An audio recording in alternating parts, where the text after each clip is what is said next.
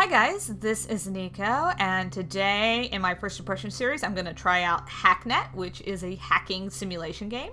So let's just get started. It looks like we're going to need a username, so I will give myself one. A password. Alright, confirm. And we are booting up.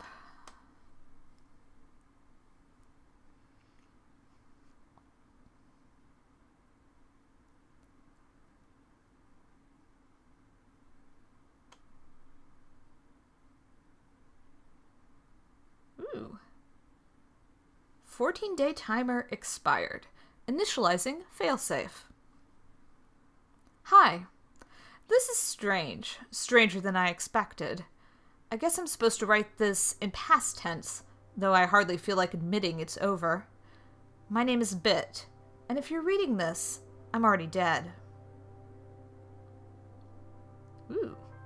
An interface. Awesome.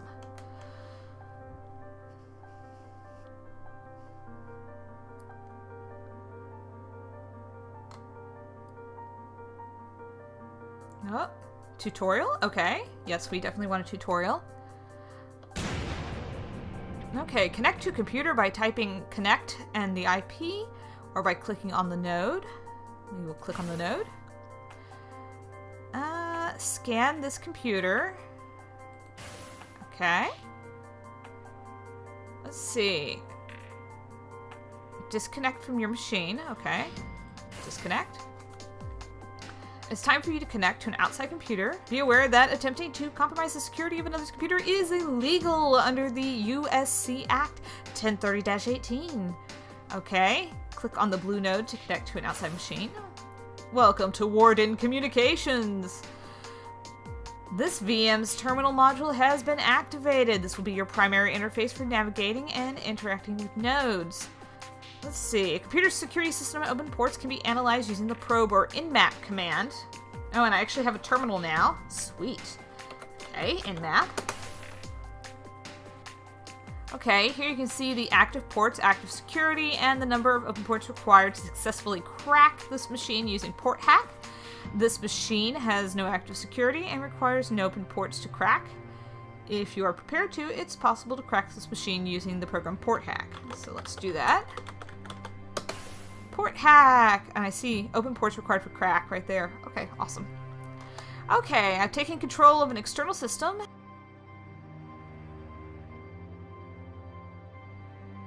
Okay, so now I get to scan for local nodes. So, let's see, I guess I can just type scan. Okay. No results, not a problem. Next, you should investigate the file system. Alright. So the file system, type directory. Alright. Warden Communications file system. CD folder name. We're going to go into the bin folder. To view the contents of the folder, use ls. Okay, there's a config.txt. And they want us to look at that.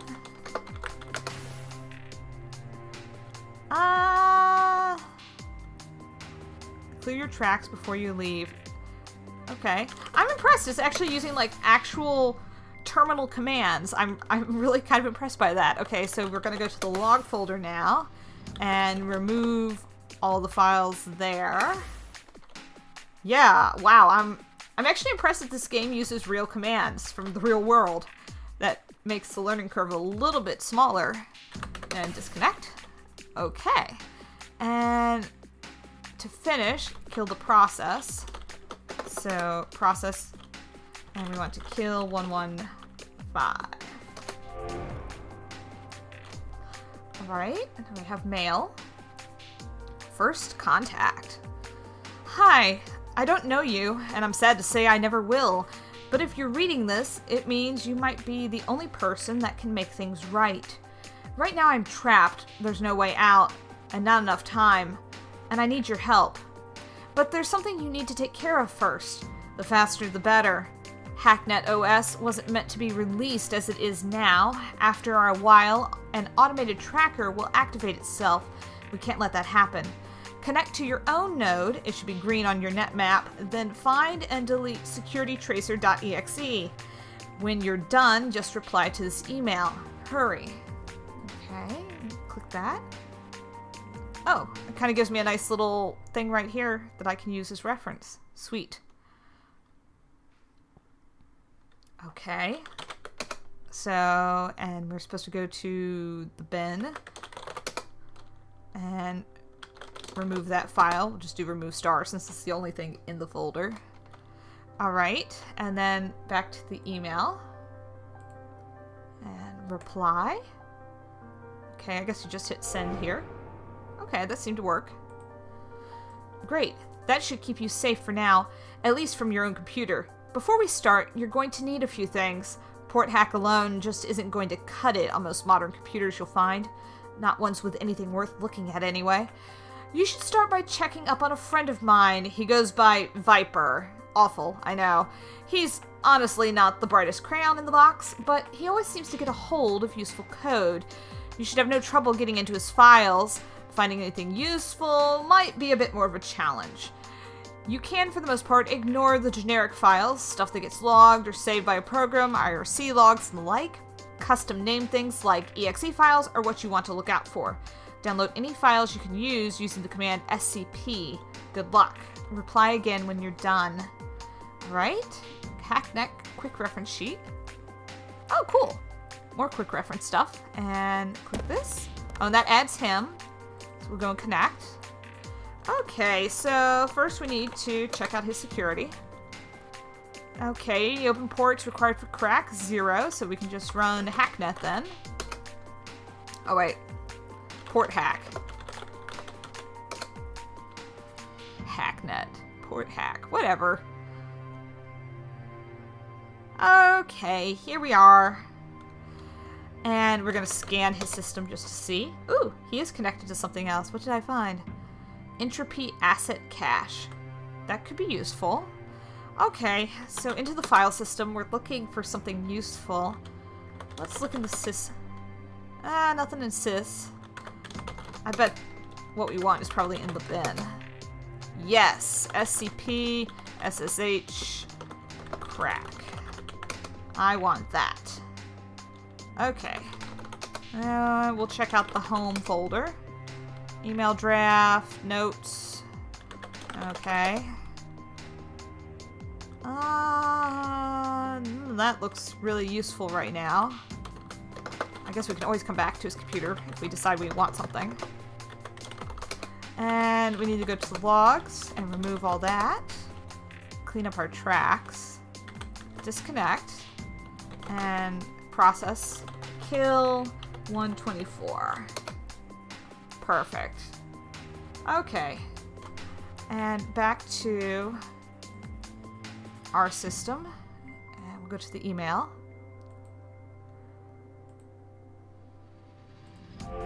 All right. Congratulations. I honestly have no way of knowing if you succeeded in this responder, but if you're seeing this, it means you at least found something. I'm going to assume it's something really useful. You should try breaking one of my old test servers. If Viper had the sort of thing he's known for getting lying around, you should have everything you need to get in. Remember, any non-basic programs you get need a port number to run, like this, SSH crack 22, okay. Just find a port you want to crack and run it on that.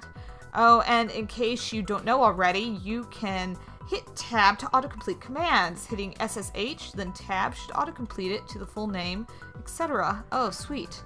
Okay, so Security Basics Guide. Woohoo, there it is. There's all my stuff. Okay, and bitwise test. Let's go. Okay, in map. Okay, I need the crack one. And we got a full program called SSH crack, so let's do that. SSH crack and port 22, because that's the SSH port. Oh, I gotta clear out some notes to actually run this program, it looks like. Okay, let's try it now. Oops. SSH, port 22. Okay, there it goes.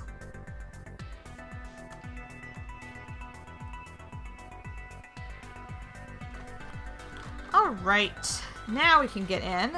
So, port hack.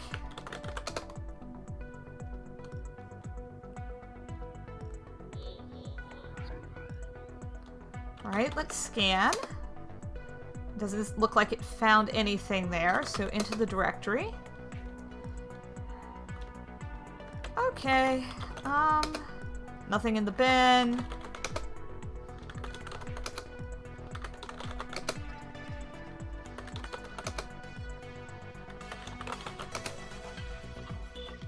Wow, look at all the random stuff in here.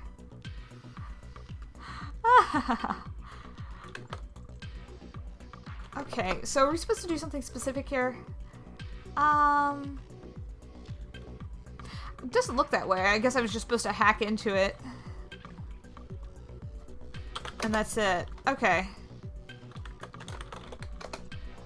Oh. Oh! I was in the mail thing. I need to go back to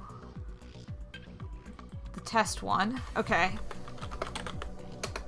When you go into mail, that is this right here. That when you click on that, that takes you into the mail too. Okay. Let's remove everything in the logs. And disconnect. Alright, now back to the mail. Reply.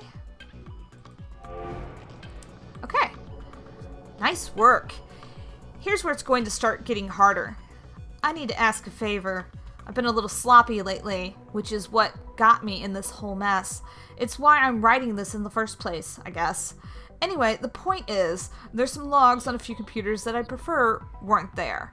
You should remember this. If you forget everything else I tell you, don't get sloppy. Delete your logs. If you haven't been, start now. Everything you do on any modern OS is tracked and logged in the log folder.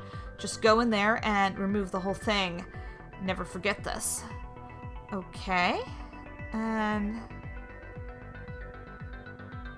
let me get rid of some of this stuff.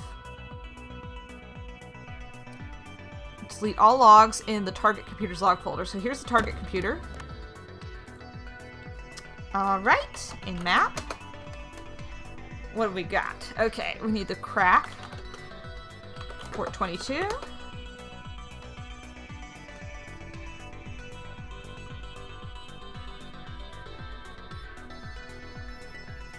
Alright, we are in. So, port hack.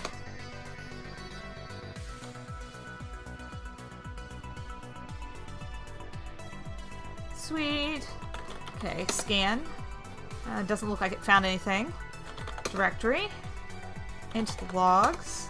Oops, CD log. Okay, remove all this stuff.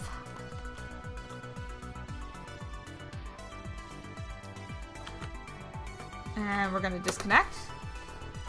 Back to the mail again.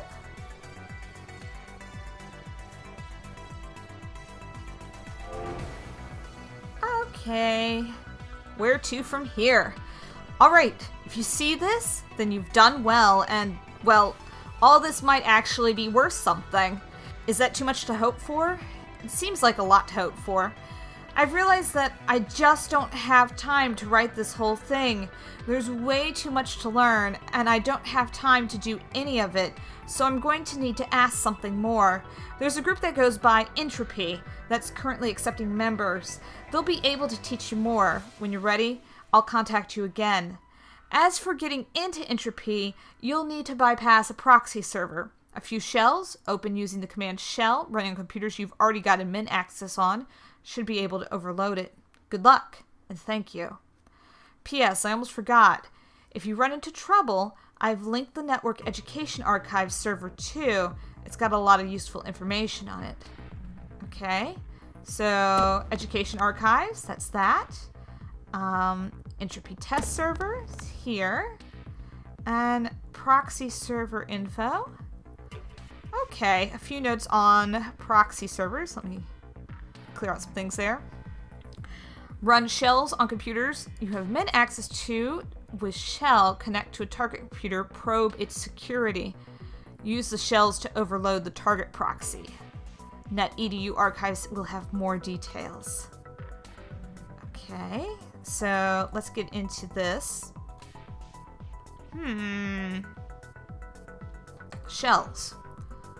Shells are compact low-memory remote processes running on a separate machine that can be controlled locally from any connection.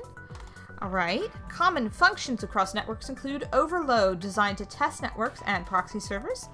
This functionality floods the target machine with junk network traffic from the mode running the shell, filling up proxy server memory and soaking CPU time. That is what we want to do right there. What's trap?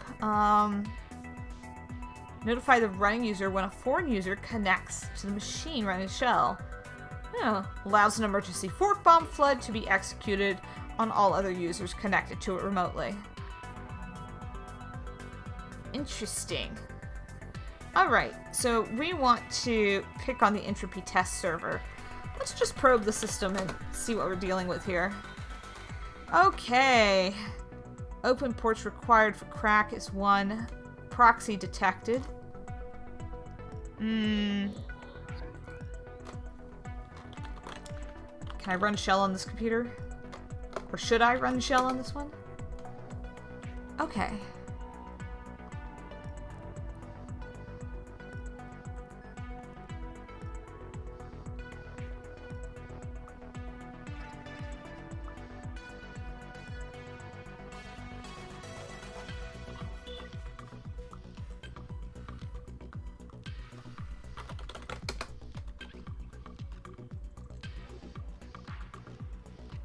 Okay.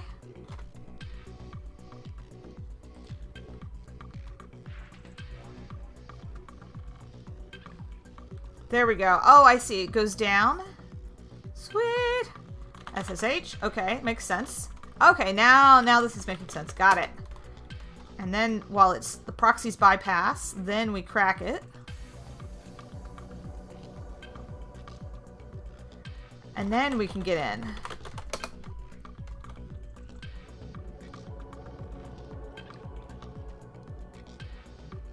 Awesome.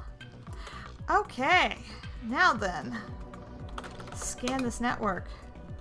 I didn't find anything? Okay, to the file system. Ooh, admins are lazy. Bit, please read.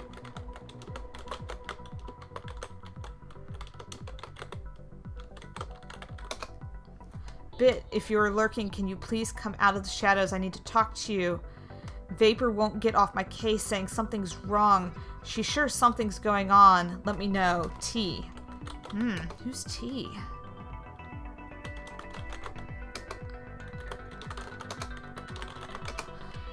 Oh, that's not gonna help us any. Entropy introduction test. Okay, that looks like us. I'm gonna just click on it.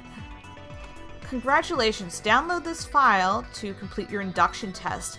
Entropy will be contacting you shortly. SCP. Entropy induction test. Transfer complete. Okay.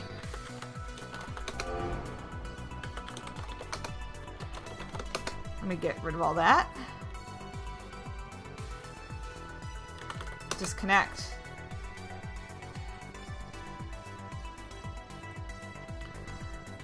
Greetings, Nico. Let me be the first to congratulate you on locating and passing the Entropy Group Entrance exam. While to an experienced hacker it's a relatively trivial task, surprisingly few actually seem to manage it. Before we will be able to allow you to officially join the group, we must further confirm your abilities. A tabloid news server has recently taken a negative stance towards Entropy, and we'd like to temporarily disable their operation. As a second test of your skill, we ask you to bring down the server's message board. If you can, leave the non-Entropy related articles and the rest of the server intact. We do not wish to be needlessly destructive. This is not a request to simply wipe the server clean of articles. We want just that program brought down. Okay. Well, here we go. Slashbot news.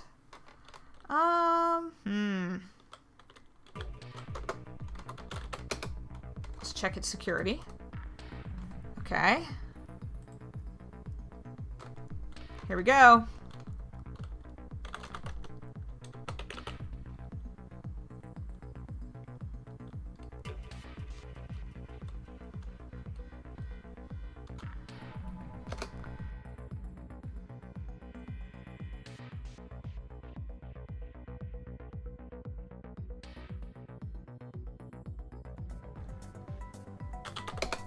And we are in. Oh yes, let's scan this sucker. Okay, so I've played a couple games that are similar to this in the past, mostly coding games, where it's pretty much a text-based interface. I do appreciate the fact that this is, yes, there is a text-based interface, but at the same time, there is a graphical element as well. It's not just straight up white text on a black background. I appreciate that they've taken the time to have graphics that look nice and fit kind of with the theme, but they don't dominate the game. And I feel like for the purposes of this game, that works really well. I also really like the story so far. It's intriguing. Of course, I have no idea what's going on. We're not deep enough in to really understand the story, but it's intriguing. I'm kind of having to stop myself here because I want to keep on going and keep on typing commands and hacking things, and I need to wrap up this video because I like these videos to be relatively short and succinct.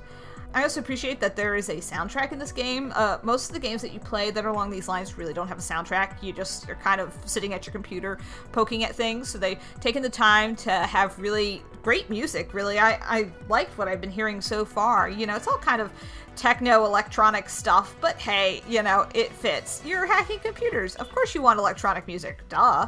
The other thing I really appreciate is that it is using real terminal commands. These are not like made up commands that they've pulled out of their backside somewhere. These are actual commands. Now, sometimes they aren't the full command, like they obviously do not have the full functionality because this is a simulation. It's not real life, but it is very cool that they have stuff like looking at your processes and being able to kill a process, and the change directory command and the deletion commands. All those are very, very similar to reality. And if you wanted something that was going to teach you the basics of Linux terminal and getting some things done, this would give you the bare bones basics. It's not going to teach you everything, but yeah, you would actually learn something playing this game if you have never touched a terminal before in your life. You would actually learn something doing this. So that in and of itself is really kind of neat. Anyhow, I realize this kind of game will not be everyone's cup of tea. I'm personally really enjoying it, but I like this kind of stuff. But hopefully this video has given you enough insight into what Hacknet is for you to make a decision on your own as to whether or not Hacknet is a game that you would love to play yourself or not. Anyhow, guys, thanks for watching. I really hope you found this video helpful. If you did, give it a like. And if you haven't already, please consider following me on Twitter or subscribing to me here on YouTube. And I will see you guys next time. Bye!